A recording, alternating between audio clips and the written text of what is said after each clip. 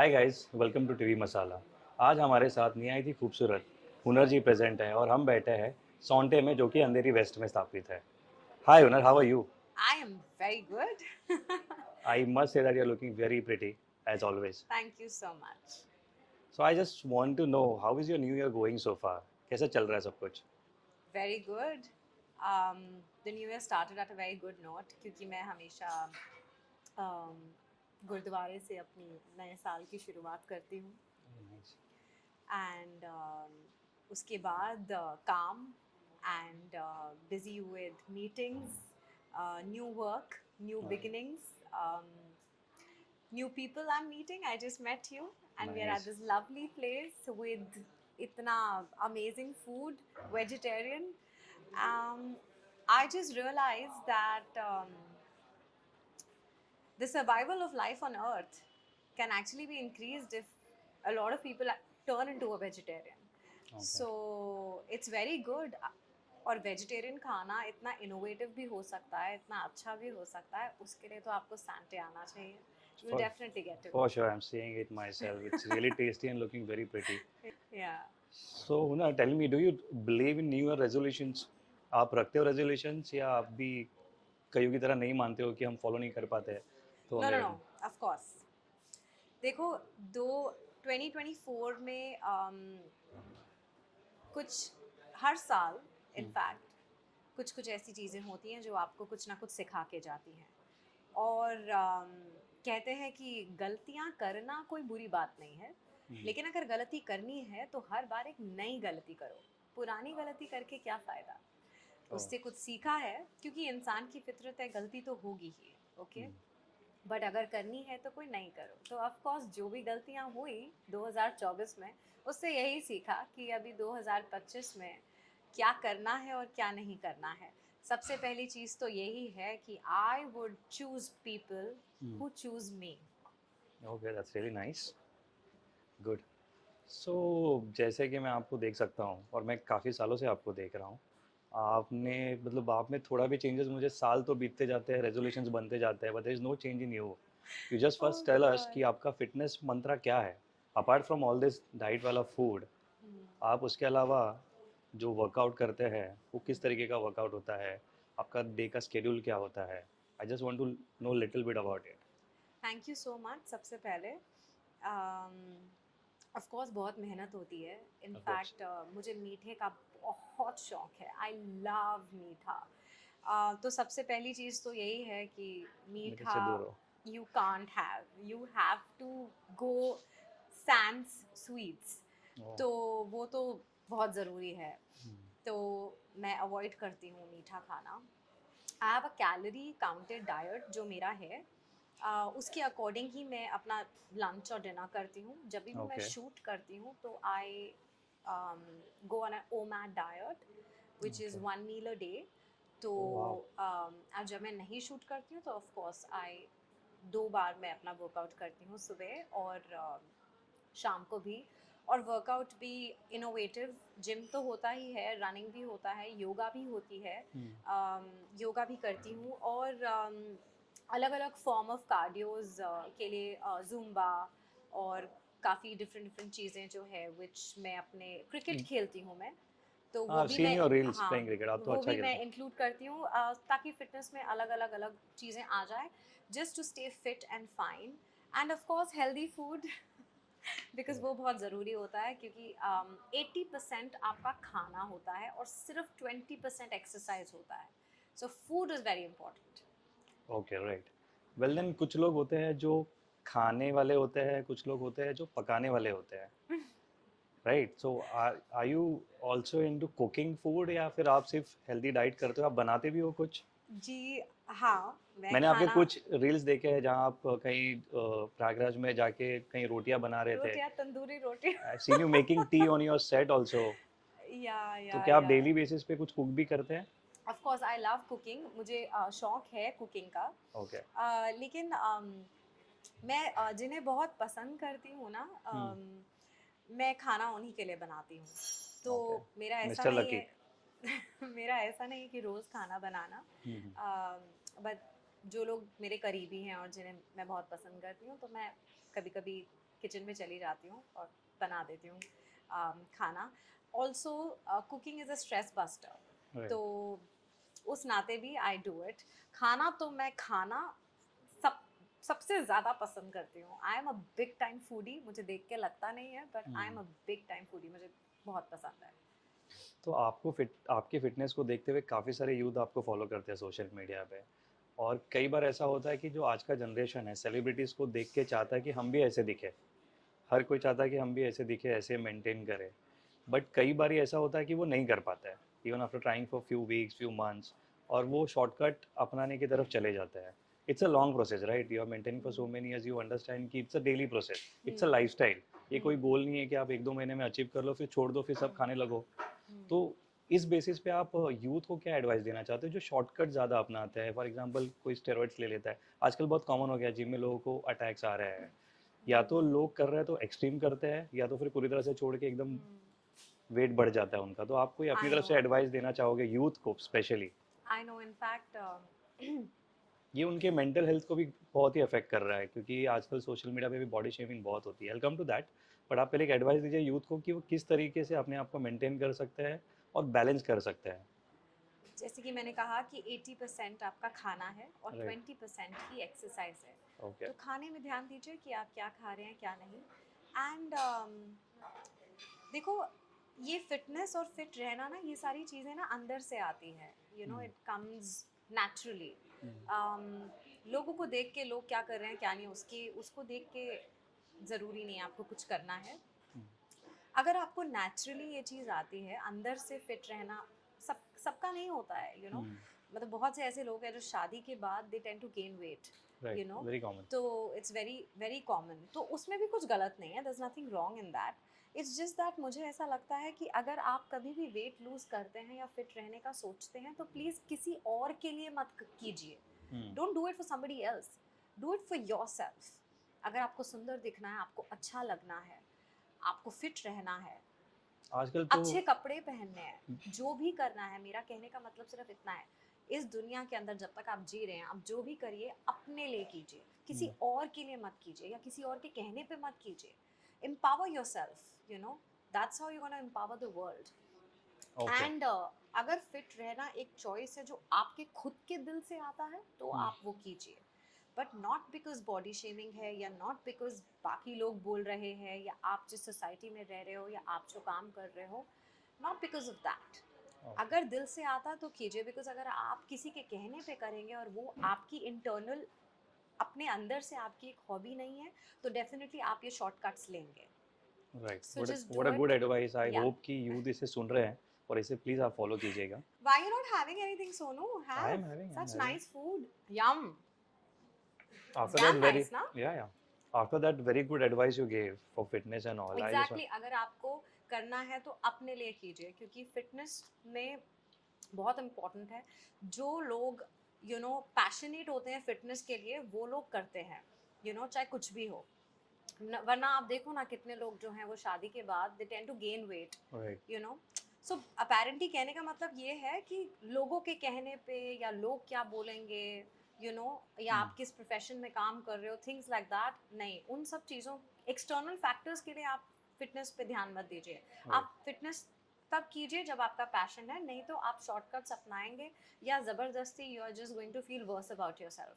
So don't do that. Very well said. I'll come to the next point which brings me to social media trollings. अभी मुझे तो ऐसे लगता नहीं आपको देख के कभी बॉडी शेम आपको कोई कर सकता है क्योंकि आपने कभी मौका ही नहीं दिया। No, but I have to say something to that. Okay. Social media पे मुझे किसी ने बॉडी शेम किया नहीं किया ये सब तो मुझे नहीं पता. लेकिन द फैक्ट कि मैंने कभी वेट गेन नहीं किया ये गलत है. क्योंकि मैंने वेट गेन किया था. There was a time in my life जब मैं बहुत ज़्यादा डाउन थी. मैं काम कर रही थी professionally, I was working, but personally मेरी ज़िंदगी बहुत ज़्यादा उथल पुथल हुई थी. Too much chaos, lot of things. वो अलग बात है कि हम एक एक्टर्स है और हमें अपने सॉरोज छुपाना अच्छे से आता है तो हम किसी को पता नहीं लगने देते चेहरे से. लेकिन जो बॉडी है वो तो रिएक्ट करती है क्योंकि मेंटली आप जो भी सोच रहे हो वो आपकी बॉडी पे आ ही जाता है. भले ही फेस से और फेस वाइज आप उसे कितना भी छुपा लो. So there was a time when I was doing Dahleez on Star Plus, वो शो मैं कर रही थी. um, वो पीरियड और उससे वो पूरा पीरियड इनफैक्ट वो मेरे लिए बहुत बहुत लो पीरियड था वो मेरी ज़िंदगी का. That time I had actually gained wait, क्योंकि आप वो सीरियल देखेंगे अगर तो मैं उसमें थोड़ी सी हेल्दी थी. I had gained wait in that because of that. तो ऐसा नहीं है कि मैं सारा टाइम फिट और सारा टाइम बहुत अच्छी रही हूँ. हाँ, मेरे भी फेजेस आए हैं, the ups and downs, but then I pulled myself back. अब उसकी वजह से किसी ने बॉडी शेम किया हो नहीं किया हो, that I don't no. But yes, ये फेजेस जो हैं वो आते हैं, हर किसी की ज़िंदगी में आते हैं. So coming back to what I said earlier also, कि आपको सिर्फ मेंटली स्ट्रांग रहना है अपने पैशंस को लेकर, नॉट कि लोग क्या कहेंगे और लोगों की ओपिनियंस के अकॉर्डिंग अपनी लाइफ को चलाना है. आप अपने ज़िंदगी को अपने हृदय से चलाइए, अपने दिल से चलाइए, क्योंकि दिल से किया हुआ हर काम, हर एक चीज़ हमेशा आपको नेक रास्ते पे ही लेके जाएगा. क्या बात है, I am sure this will help so many people out there.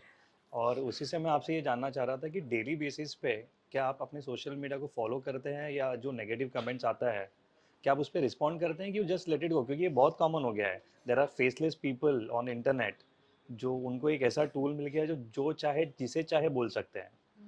मतलब अभी I know I know I you know can talk about Ambani, कोई अमिताभ बच्चन सर के पोस्ट पे भी जाके कुछ भी लिख सकता है, इतना आई एक्सेस नो हो गया है. I know. तो बीइंग अ सेलिब्रिटी, क्या ऐसे कमेंट्स आपको अफेक्ट करते हैं, या you just let it go कि भाई ये फेसलेस है, he doesn't matter to me मैं टाइप? तो मैं ना ब्लॉक कर देती हूँ और रिस्ट्रिक्ट कर देती हूँ और अच्छा. रिमूव कर देती हूँ. अरे. ताकि वो इंसान, अभी पता चल गया अगर कोई ऐसा इंसान मेरे उस पे आ गया है who is into negative and all of that, तो why I don't like keeping negativity in my life. अभी मेरी ओपिनियंस है, वो किसी को पसंद आए नहीं आए, I mean it's everybody's choice. तो मुझे अगर लगता है कि हाँ उनको नहीं पसंद आया और वो कुछ बहुत ज़्यादा फालतू बोल रहे हैं, तो फिर I just block them. That's what I do. It doesn't concern you that much, right? You just block and move on. I just block them. अगर ब्लॉक कर लिया है तो चलो ठीक है, अभी कोई और आ जाएगा तो चलो उसको भी ब्लॉक कर देंगे. सो आई डू दैट. अभी उसके बारे में मैं इतना क्या सोच के बैठूं, क्योंकि मैं अब लोगों की ओपिनियंस और नज़रिए के अकॉर्डिंग तो अपने कोट्स नहीं दूंगी ना. जो मुझे महसूस होता है, जो मुझे फील होता है, मैं वही बोलूंगी ना. हो सकता है कुछ बातों को लेके मैं नज़रअंदाज हो सकती हूँ, या कभी कभी हम कर देते हैं, but we are all humans. हम सब लोग गलतियाँ करते हैं, वी ऑल मेक मिस्टेक्स. अब किसी को क्या एज्यूम करना है, वो उनकी अपनी अपनी एक नज़रिया है. Like glass is half full, glass is half empty, वो होता है ना. राइट. तो बस नज़रिए की बात है और कुछ नहीं. बाकी मेरा दिल तो मैं किसी को खोल के तो दिखा नहीं सकती कि देखो कितना अच्छा है. Right. Right. I can't do that. So it's okay यार, अभी क्या कर सकते हैं. We living in a society where there is bad also, there is good also, तो what to do. Right. So let's come to your career. आपका career almost 18 सालों का है. यू हैव डन ऑलमोस्ट 20 और डेली सोप्स. ठीक है. तो I just want to understand कि आपका इस इंडस्ट्री में एक्सपीरियंस कैसा रहा इतने सालों का, क्योंकि आए दिन बहुत सारे ऐसे वेटरन एक्टर्स हैं जिनकी फ्रेंडशिप्स टूट जाती है, या बहुत सालों बाद लोग they come back after few years and they start talking about them on camera. तो फ्रेंडशिप्स के भी ग्लिच होते हैं, बहुत सारे फाइट्स सामने आते हैं. आपका ओवरऑल एक्सपीरियंस 18 सालों का, बिकॉज आपने इतने बड़े बड़े आर्टिस्ट का काम किया, आप खुद इतने बड़े आर्टिस्ट हो, तो आपका एक्सपीरियंस कैसे रहा है इस इंडस्ट्री में? फ्रेंडशिप या सिर्फ कैमरे के लिए होती है? यार मैं ना सोनू, आई एम समबडी ना, मैं ना अपनी ज़िंदगी में ना, मुझे भीड़ ना बिल्कुल पसंद नहीं है. आई डोंट लाइक भीड़. आई इसीलिए मेरे जो सर्कल में जो मेरे लोग हैं ना, वो 11-11 साल, 12-12 साल, मतलब इतने इतने पुराने मेरे रिश्ते हैं जो लोगों के साथ है. तो वो क्यों है? क्योंकि ऑफ कोर्स उनके अंदर भी वो वाइब होगी ना, पॉजिटिविटी वाली, अच्छी वाली, right. जिसकी वजह से हमारा कनेक्ट हुआ और 11 साल 12 साल इतने इतने साल रिश्ते चल गए. तो मुझे भीड़ नहीं पसंद. मुझे सिर्फ गिने चुने लोग पसंद है जो कि आपकी इमोशंस, आपके फीलिंग्स का ख्याल रखना जानते हैं. जैसे आप सामने वाले की फीलिंग्स और इमोशंस और खुशी का ख्याल रखते हो, वैसे ही रेसिप्रोकल होना चाहिए. राइट. यू नो, तो अगर मुझे दिखता है अपनी ज़िंदगी में कि कहीं से रेसिप्रोकल नहीं है, मैं कुछ नहीं कहती हूँ, मैं खुद साइड पे हट जाती हूँ और मैं पीछे हट जाती हूँ. मुझे पता चल जाता है कि इसको, दिस इज़ अ क्रॉस. ये इन इंसान शॉर्ट आपके एक्सपीरियंस जैसे हुआ है कि हाँ, बहुत सारे फेक फ्रेंडशिप्स को आपने रियल लाइफ में मान देखा है. लिया और उसकी वजह से क्योंकि मैं रिश्तों में बहुत गिविंग हूँ. मैं अपने आप को पीछे छोड़ देती हूँ, मैं अपने आप को नहीं दिखती, तो बह जाते हैं ना, उस हम्म भावनाओं में बह जाते हो आप, और फिर आपको एहसास होता है कि नहीं, ये तो आप मतलब जिनको सोच रहे थे कि ये आपके अपने हैं या इन्होंने आपको अपना माना, वो तो एक्चुअली आपके साथ, आपको यूज करने के लिए आपके साथ है, हम्म बेनिफिट्स के लिए आपके साथ है, क्योंकि हम्म मैक्सिमम यही होता है, this is what right happens, मतलब के रिश्ते and all of that jazz. Hmm तो मुझे ये सब नहीं पसंद है। मैं मेरे को ना षड्यंत्र नहीं पसंद, ओके तो मैं षड्यंत्रों से दूर रहती हूँ। मुझे साफ रिश्ते पसंद है, ईमानदारी पसंद है, ऑनेस्टी पसंद है। ऑनेस्टी से आप मुझे कुछ भी कह दो, ऑनेस्टी से आप मुझे कुछ गलत भी कह दोगे ना, मैं बुरा नहीं मानूंगी उस बात का, क्योंकि मुझे ये होगा कि चल, इसने अगर मुझे कुछ बुरा कहा, ईमानदारी से मेरे मुंह पे कहा, मुझे बोला, ये राइट नहीं कि सामने सामने ओ हाय हुनर हाउ आर यू, और पीछे से ओ माय गॉड बहुत इसके कॉमन बारे है में आजकल पता है, ये वो फलाना ढिकाना। हम्म इन शॉर्ट आपको एक बात बोलूंगी, और हम्म ये सबके लिए है, मैं सबको ये बात बताना चाहती हूँ। अगर आपको सच में जानना है ना कि कौन आपका सच में सच्चा दोस्त है, तो ये जानने के लिए ना बहुत ही सिंपल सी चीज़ है। अगर आपके साथ कुछ गलत हुआ है ना, कुछ बहुत बुरा हुआ है, और उसके बारे में कहीं न्यूज़पेपर में आ गया, या हम तो एक्टर्स हैं तो चलो न्यूज़पेपर में आ जाता है, अगर आप एक नॉर्मल इंसान हैं और उसके बारे में आपके कॉमन फ्रेंड्स के ज़रिए सबको पता चल गया, जो इंसान आपको कॉल करके ये पूछेगा ना, अरे हमें ये पता चला, ऐसे ऐसे हुआ है, अम, क्या मतलब, क्या हुआ यार, जो ऐसे कॉल करके पूछेगा ना, वो आपका सच्चा दोस्त नहीं है, वो सिर्फ गॉसिप लेना चाहता है आपसे, हम्म इसलिए आपको कॉल करके ऐसे पूछ रहा है। लेकिन जो इंसान बिना ये कहे सीधा गाड़ी उठाएगा, आपके घर के नीचे आएगा ना, और घंटी बजाएगा और बोलेगा, या कॉल करेगा और बोलेगा कि हुनर आई यू ओके, तुझे कुछ चाहिए, मुझे नहीं जानना क्या हुआ, क्यों हुआ, किस लिए हुआ, whatever it is, I don't want to know, I you okay, do you want coffee, do you want water, do you want food, खाना खाया है, I you fine, I just want to know that, वो इंसान आपका सच्चा दोस्त है। Sonu, always remember that. Okay अच्छा तो मैं आपसे जानना चाहता हूँ ये जो 18 साल का जो आपका एक्सपीरियंस है वो बहुत ज़्यादा है इंडस्ट्री में और आए दिन अभी जो न्यू कमर एक्टर्स होते हैं मैंने काफ़ी बार देखा है कि 1-2 साल काम करने के बाद दे कम आउट एंड से कि इंडस्ट्री में ऐसा होता है वैसा होता है। Talking about casting couch basically क्योंकि कास्टिंग के वक्त अभी तो आई थिंक बहुत सारा बहुत बढ़ गया है ये लेवल बट आप बहुत पहले से काम कर रहे हो आपने इंडस्ट्री को एकदम इवॉल्व होते हुए देखा है। तो क्या राइट। इतने सालों में जब आपने 20 डेली सोप किए हैं क्या आपने कभी भी ऐसा कोई भी ऐसा इंसिडेंट आपको याद है कि कभी आपको ऐसा लगा हो कि मेरे साथ भी ऐसा कुछ हो सकता है या फिर मेरे अराउंड ऐसा हुआ है जो आपने कभी एक्सपीरियंस किया हो? एक्चुअली क्या होता है ना, कोई आपको फोर्स करके तो कुछ करता नहीं है, okay right. And I feel that कि अगर आप कभी इस सिचुएशन में हो जब आपको लगे कि this is a little something cheesy, और हम्म ये शायद किसी और वो चीज वाइब में ऑफ कोर्स आ जाती है वाइब आ जाती है, राइट तो अगर आपको वो वाइब आ जाती है और आ गई, then just walk out of it ना, stand up and walk out of it. आपको उस वाइब के अंदर इंडल्ज क्यों होना है, या उस वाइब को आगे जाते हुए क्यों देखना है? अगर आ गई है वाइब, तो just walk out of it, go from it, ये जो me too you know. Movement हुआ था उसके बाद आपको लगता है कि कहीं ना कहीं ये चीज़ें और कम हो गई है क्योंकि लोग ऑफकोर्स डर जाते हैं इसके बाद क्योंकि मी टू मूवमेंट के समय पे तो लोग 10-10 साल पुरानी बात को भी लेके बाहर आए थे विच इज़ अ हाँ। गुड थिंग ऑफ कोर्स क्योंकि उस वक्त वो बाहर नहीं आ पाए थे वो काफ़ी डर रहे थे उस चीज़ को बोलने के लिए बट ये जब मी टू मूवमेंट हुआ तभी काफ़ी सारे लोग बाहर आए थे तो क्या लगता है कि वो मूवमेंट के बाद ये चीज़ें थोड़ी कम हुई है क्या आपने कुछ नोटिस किया आपके सराउंडिंग में? यार I don't know, to be honest, मुझे ओके ऐसा लगता है टू ईच इट्स ओन। देखो, सबके अपने अपने प्रेरोगेटिव्स होते हैं लाइफ में, और सबकी अपनी अपनी प्रायोरिटीज होती है लाइफ में। मैं जज ज़्यादातर लोगों को करना नहीं पसंद करती।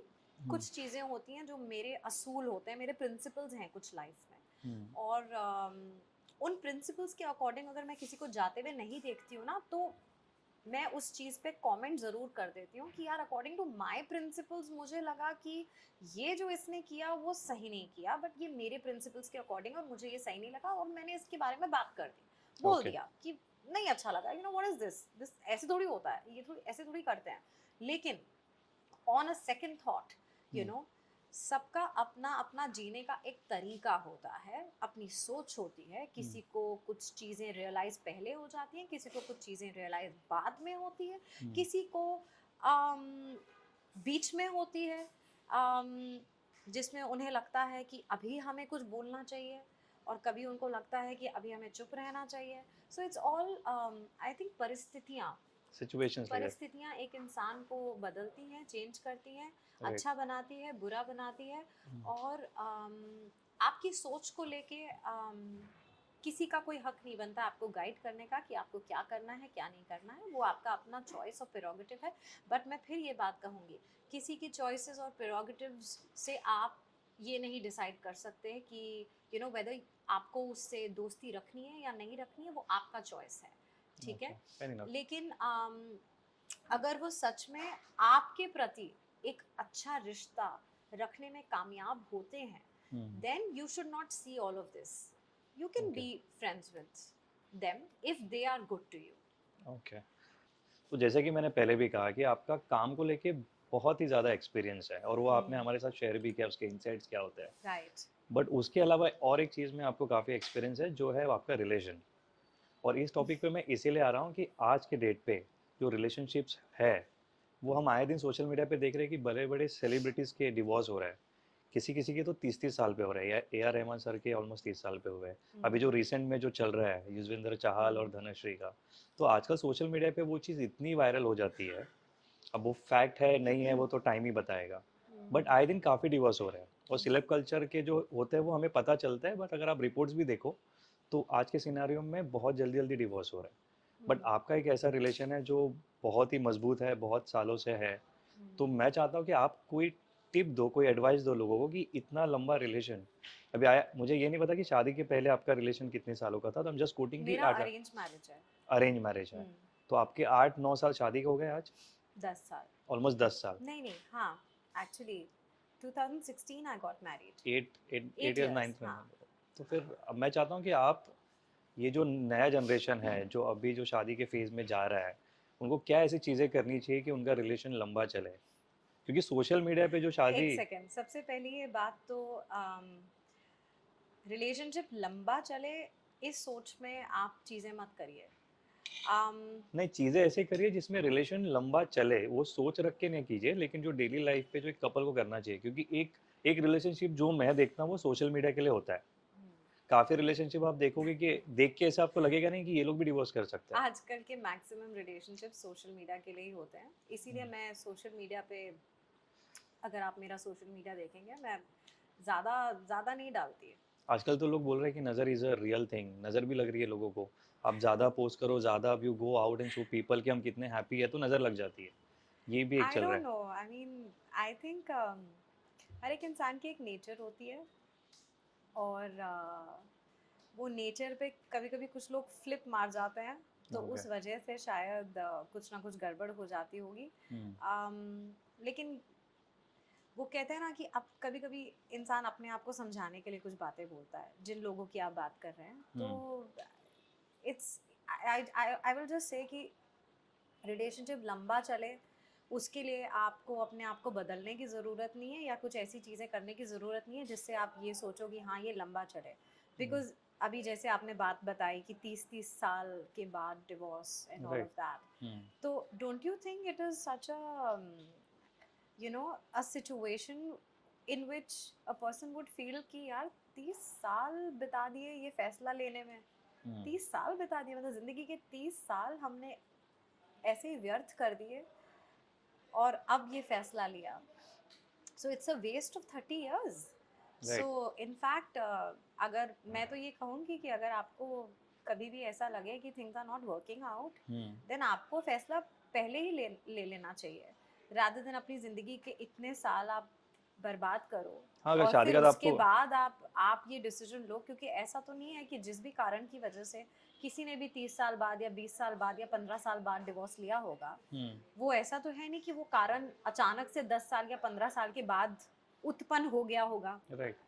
वो कारण तो बहुत पहले दिख ही गए होंगे ना किसी हाँ, के मतलब भी. इन शॉर्ट अगर आपको कोई सिग्नल से मिल जाते हैं तो आप ज़्यादा डिले मत तो कीजिए. ज़्यादा डिले मत कीजिए. It's better to end it and then go ahead with your life on your own. Because फिर क्या होता है, फिर आप बाद में इतने इतने साल बाद अगर आप ये डिसीजन लोगे अलग होने का, तो फिर you will only feel bad कि अपनी ज़िंदगी के इतने साल आपने ऐसे ही ऐसे ही वेस्ट हो व्यर्थ गए कर ऑलमोस्ट. लिए. वही अगर आप इंडिपेंडेंट होते, आप एम्पावर्ड होते, आप अपने आप में होते हैं, क्योंकि कभी भी रिश्ते में अगर आप अलग भी हो जाओ तो कोई साइड नहीं होता है ओके। कि दिस साइड और दैट साइड.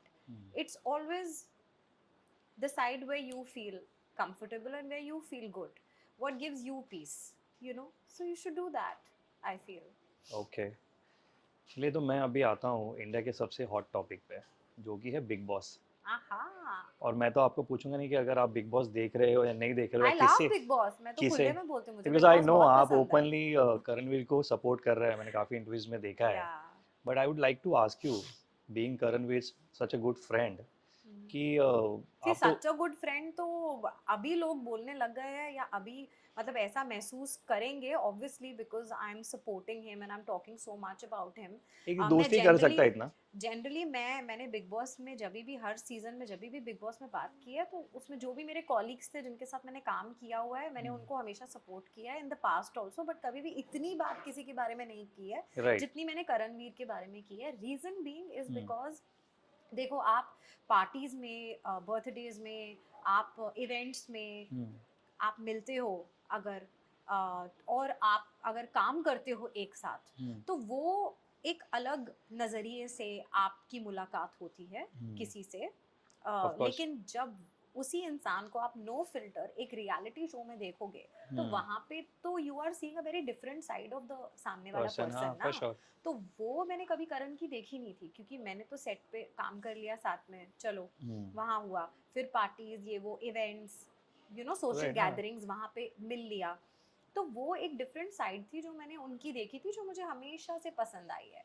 हमेशा से is always been a gentleman. Even मेरे शादी के टाइम पे भी, जब शादी के कार्ड्स में मैं दिल्ली की हूँ और वो दिल्ली का है, तो Delhi being that connect, being a Delhi वाली, आई विल सपोर्ट अ दिल्ली वाला ना.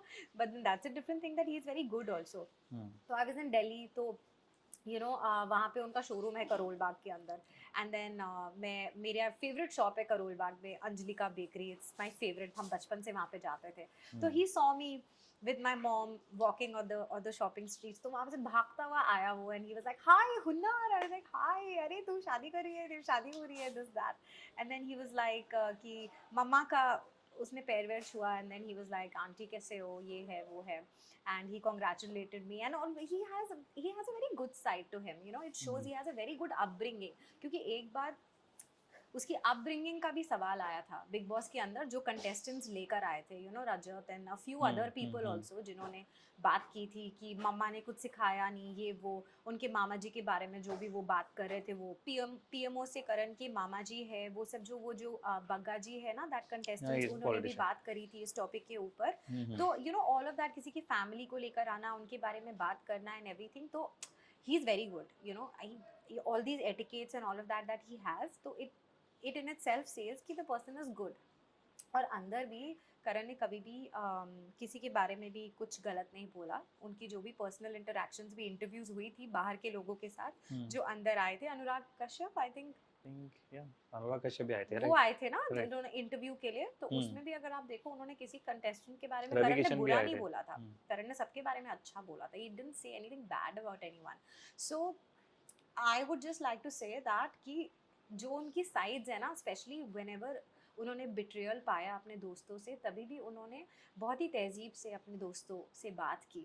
तो ये सारी साइड्स जो उनकी देखने को मिली ना बिग बॉस के अंदर, तो उससे you fall more for a person who's so nice, and that is the reason why मैंने पहली बार अपनी लाइफ में इतना किसी के बारे में बात किया है. बिकॉज आई थिंक उनको देखकर, मैं बिग बॉस तो मैं फॉलो हमेशा से करती ही थी, आई लव बिग बॉस, लेकिन पहली बार there are so many things that मैंने, जिनको मैं जानती हूँ, उनके बारे में देखी, जिससे मैंने भी कुछ सीखा और लर्न किया. तो इसलिए मैंने इतनी बात किया उनके बारे में और सपोर्ट कर रही हूँ. ओके, जैसे कि आपने करणवीर के बारे में बात करते हुए उन्हें जेंटलमैन कहा, हाँ, ठीक है, आई कम टू दैट पॉइंट. हाँ. और मेरे क्वेश्चन सब बेस्ड है जो सोशल मीडिया पे अभी चल रहा है. हाँ हाँ हाँ.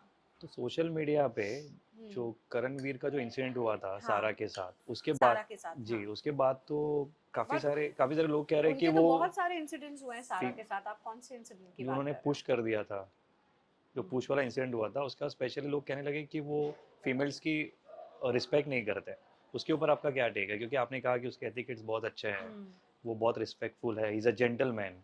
तो ऐसी इमेज बाहर क्यों बन रही है कि वो फीमेल्स की रिस्पेक्ट नहीं जब करते? वो क्लैरिफिकेशन बहुत बार देते थे सारा को पहले हम्म, भी, हम्म, तो उनके तर्क वितर्क जो होते थे वो बहुत सही होते थे, okay, बहुत ऑन द पॉइंट होते थे. But eventually you know when somebody keeps instigating you ना, हम्म, instigate on things, हम्म, एक पॉइंट पे sometimes certain things happen where you sometimes lose it. But then at the same time I feel that कि ये किसी को outrightly बोलना कि इज्जत नहीं करते लड़कियों की, ये है वो है, ये और ये सारी चीज़ें जो आप बोल रहे हो कि सब लोग बोल रहे हैं, I think it's very stupid of somebody to say something like this करण के बारे में, क्योंकि एक पूरी जर्नी देखी जाती है एक इंसान की, राइट, नॉट राइट, एक पर्टिकुलर इंस्टेंस और किसी चीज़ को पकड़ना. बिकॉज क्या होता है ना कि टारगेट करने के लिए अगर किसी का इंटेंशन है तो वो हमेशा ऐसी ऐसी छोटी चीज़ें पकड़ेंगे, क्योंकि सबको पता है कि he is a probable winner of big Boss 18. Big Boss 18 ये का टीनेज, वो विनर जो है वो बन सकते हैं, प्रोबेबल विनर है वो. तो अब कैसे उनको पीछे लेके जाएंगे और विवियन को आगे लेके जाएंगे by talking bad about Karan, by talking shit about Karan. तभी तो ये सारी चीज़ें करण के बारे में बोली जा रही है आउटवर्डली एरिया में, वो भी उन लोगों की तरफ से जो करण को सपोर्ट नहीं कर रहे हैं. So I don't buy the story कि एक किसी इंसिडेंट को पकड़ के आप किसी के बारे में कुछ नहीं भी वैसे बोल दो. सोशल मीडिया आपको तो एक जर्नी देखनी चाहिए एक बहुत ही इंसान की. जजमेंटल है, इवन आई हाँ, अंडरस्टैंड कि कोई भी छोटे इंसिडेंट को लेके बड़ा बना देते हैं, बट बड़ा आई हैड टू बना आस्क देते यू हैं. बिकॉज आप उनको क्लोजली जानते हैं, आपने काम किया है, तो आपका पॉइंट ऑफ व्यू बहुत मैटर करता है. क्लोजली मैं उनको जान पाई हूँ उनको बिग बॉस में देखने के बाद. ओके, क्योंकि जितना, जैसे कि मैंने कहा कि जितना आप किसी को आप कहीं पार्टी में मिल गए या कहीं जो सोशल भी गैदरिंग थोड़ा में मिले, थोड़ा सा टाइम थोड़ा आपने बहुत स्पेंड किया, हाँ राइट. जो आपकी बातचीत होती है उससे आपको इतना ज़रूर पता चल जाता है कि this person is very good, you know, good, gentlemanly, तहजीब से बात करते हैं, रिस्पेक्टफुली बात करते हैं, ग्रीट करते हैं, सब कुछ है तो अच्छा है. और उसके बाद तो क्लोजली ऑफ कोर्स मैं क्या पूरा देश पूरी दुनिया जानती है उनको, जानती है, जिस हिसाब से वो बिग बॉस में है. करणवीर और शिल्पा की फ्रेंडशिप स्टार्ट से ही देखी जा रही है, हम्म. लेकिन जब भी प्रायोरिटी की बात आती है तो हम्म. शिल्पा मैम हमेशा विवियन के साथ जाती है. हम्म. इसको लेके आपका क्या टेक है, क्या लगता है आपको, क्या उनकी फ्रेंडशिप सिर्फ नंबर गेम के लिए है, फेक फ्रेंडशिप है, क्या लगता है आपको? If she understood the dynamics of friendship तो शायद शुरुआत में जिस तरीके से वो करण को नहीं सपोर्ट कर रहे थे और फिर अचानक से बाद में जाके जब बार बार उनको ये बोला गया बहुत लोगों की तरफ से जो अंदर भी आए और सलमान जी की तरफ से, then she changed her mind and she said कि नहीं अब तो मैं करण के साथ ही हूँ. तो कहीं ना कहीं उनको लगा कि यार ये तो मैं गलत जा रही हूँ, हम्म, क्योंकि दुनिया देख रही है, लोग देख रहे हैं और इस पे बहुत बार सवाल उठ चुके हैं. तो then she changed her mind and she like नहीं नहीं नहीं अब तो मैं करण के साथ ही हूँ. I think towards that time Vivian felt bad because Vivian was like कि आपके क्लैरिटी ही नहीं है कि आपको क्या चाहिए. तो तभी एक पर्टिकुलर टास्क में विवियन ने ही बोला कि कैंची से काटना ही है तो मैं अभी इस रिश्ते को काटता हूँ, बिकॉज जो रिश्ता यहाँ नहीं चल सकता वो बाहर क्या चलेगा, यू नो. तो आई थिंक क्लैरिटी का प्रॉब्लम है उनको और उस हिसाब से वो थोड़ी सी डगमगा जाती हैं अपनी डिसीजंस को लेकर. और जब उनको उन चीज़ों के लिए कुछ बोला जाता है तो probably she has her own takes and her own things. तो I don't know, maybe it's a game that she is playing, कुछ सोच के उनके माइंड में होगा, because at the end of the day है तो ये गेम शो ही ना. तो फिर मुझे नहीं पता कि उनका क्या माइंड है और किस हिसाब से वो अपनी दोस्ती के प्रति आगे क्या सोच रही हैं और किस हिसाब से खेलना चाहती हैं और या क्या करण करेंगे. करण और चूम के रिलेशन को लेके आपका क्या पॉइंट ऑफ व्यू, क्योंकि करण ने टिकट टू फिनाले के लिए खुद के लिए नहीं खेल के चूम के लिए खेला. हाँ वो मुझे समझ में ही नहीं आया. I didn't understand that because at the end of the day आप अब ये करने के बाद तो ऐसे लग रहा है कि करण तो अपनी तरफ से काफी अटैच्ड है चूम के साथ, नो बट क्या दैट आपको इज फाइन, डू वो यू ठीक फील कि है. चूम का भी इन रिवर्ट वही वही इक्वेशन है करण के साथ, या सिर्फ गेम के लिए हो रहा है ये सब? देखो मैं ये कहूँगी कि जब आप किसी के साथ एक शूटिंग में भी जब हम शूट करते हैं एंड ऑल ऑफ दैट, या जो भी आप एक घर में हो, आप एक घर में आप अपनी बाहरी दुनिया से डिस्कनेक्टेड हो और घर के अंदर तो ऑब्वियसली फिर आपके इक्वेशंस बन ही जाते हैं ना, बिकॉज आप कोई, you don't have your phone, you don't have anybody any access to anybody from the outside world. तो ऑफ कोर्स वो आप रिलेशंस तो बन ही जाते हैं ना. तो whatever it is, but at the end of the day आप आए तो वहाँ पे you are in a game show ना. अभी तुम जीते या फिर करण जीते, है तो दोनों फ्रेंड्स ना, तो क्या फर्क पड़ता है। आई एम श्योर करण जीतेगा तो चुम विल बी हैप्पी, चुम जीतेगी तो Karan will be happy, of course. तो बट लेकिन अगर आपको कोई टास्क मिला है तो आपको उसको अपने लिए खेलना चाहिए ना, तो वो तो मुझे समझ में ही नहीं आया। मतलब आई आपके डोंट हिसाब से इन अंडरस्टैंड। शॉर्ट मेरे उन्होंने हिसाब सही से नहीं अगर किया। करण बिल्कुल सही नहीं किया, हम्म। अगर करण वहां पर आया है बिग बॉस 18 के गेम शो के अंदर, भले ही भावनाओं और दोस्ती और रिश्ते आपके बन जाते हैं जो बन गए, but then at the end of the day आप ये तो नहीं भूल सकते हो ना कि what are you there for. फिर आपके जो फैंस है, जो करण के जो फैंस है, जो लोग हैं, जो हम सब लोग हैं जो करण को सपोर्ट कर रहे हैं, फिर क्या फायदा उसका जब आप उधर जाके, जब आप जीत गए हो एक टिकट टू वो फिनाले। उसका टास्क, आप वहां पे जाके वो चीज किसी और को ही दे देते हो। हम्म। आई एम सॉरी, आप उसको वो नहीं कह सकते हो कि भावनाओं में किसी ने किया नहीं। It's I think it's foolishness, you can't do that. चलो, अब अगर उसने ये कर भी दिया, you know he wanted to express something, जो भी होगा, अगर उसने ये कर भी दिया, इट वाज वेरी स्टूपिड। जो कि प्रोमो में अभी देखने को मिल रहा है कि चुमने वो अगर विवेन विवियन को ने देखा। उसको ठुकरा दिया उस फिनाले का टिकट को, तो चुम को वो एक्सेप्ट करना चाहिए था ना। जो भी रीजन हो, जो भी कारण हो, वो हमें पता उसको चला। सबसे पहले वो टिकट टू फिनाले सिर्फ और सिर्फ इस कारण की वजह से चुम को एक्सेप्ट करना चाहिए था कि ये टिकट ऑफ फिनाले मेरे दोस्त ने मेरे लिए छोड़ा। हम्म।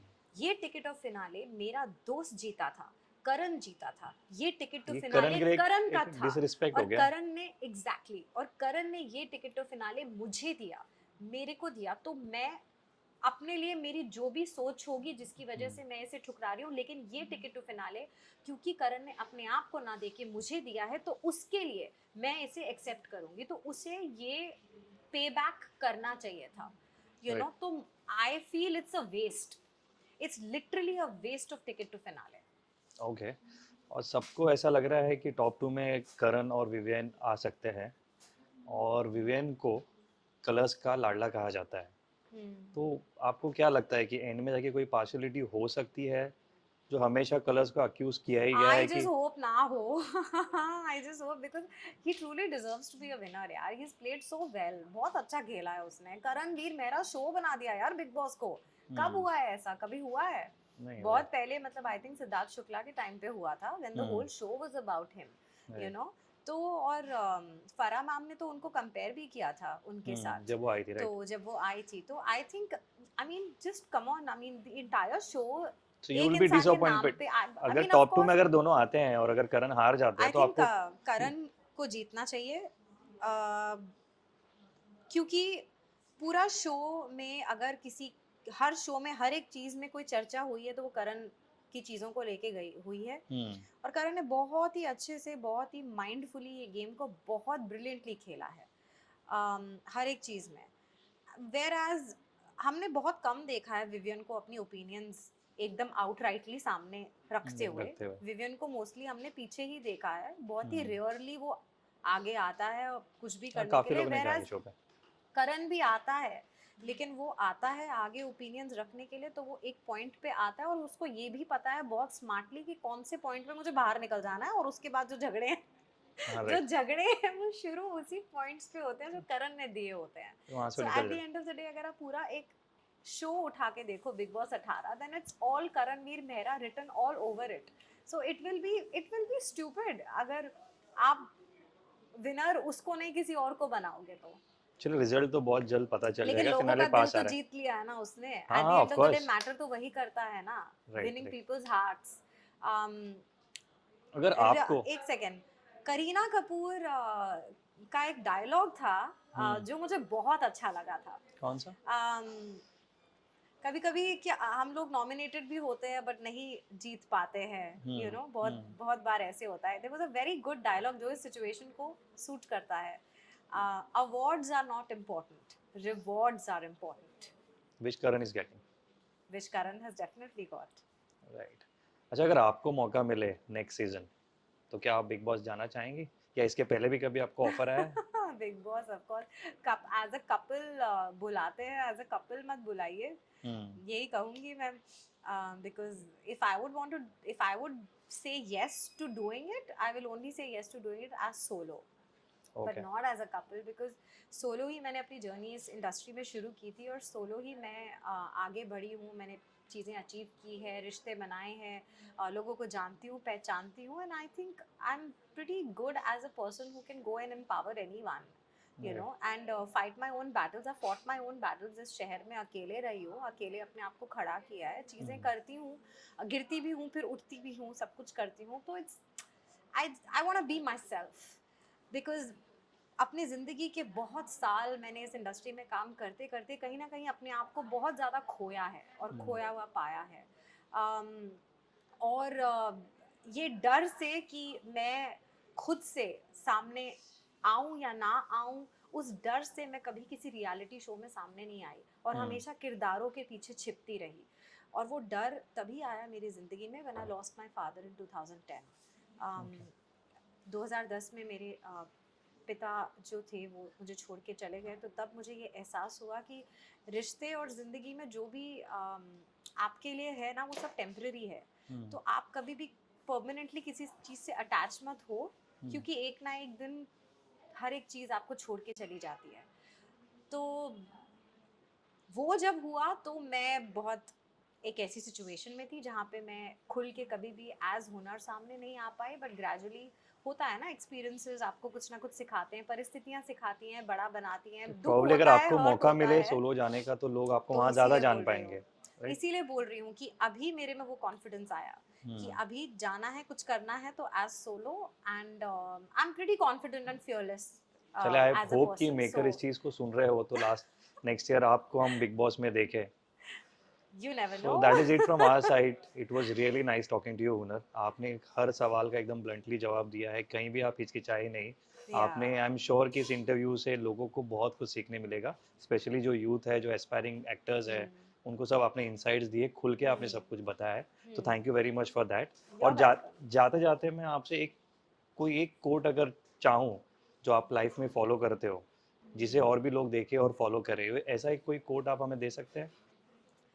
पिटी comes easy, okay. Jealousy needs to be earned. लोगों से सिंपैथी के लिए मत बैठिए, ऐसा कीजिए कुछ जिससे लोगों को आपसे जेलसी हो, और अगर होती है और उसके बारे में बातचीत होती है, then be proud of it. इसका मतलब आप जिंदगी में कुछ कर रहे हैं, कुछ अच्छा कर रहे हैं, तभी आपकी बुराई हो रही है या आपसे ईर्ष्या हो रही है किसी को। So don't write. Be scared of that. इसीलिए मैंने पहले भी कहा कि जो भी कीजिए अपने लिए कीजिए, किसी और के लिए नहीं। Very well said. So guys, that is it from our side. अगर आप यहाँ तक पहुँच गए हैं तो प्लीज़ हमारे चैनल को सब्सक्राइब कीजिएगा, इस वीडियो को शेयर कीजिएगा, and keep watching TV masala. Thank you so much.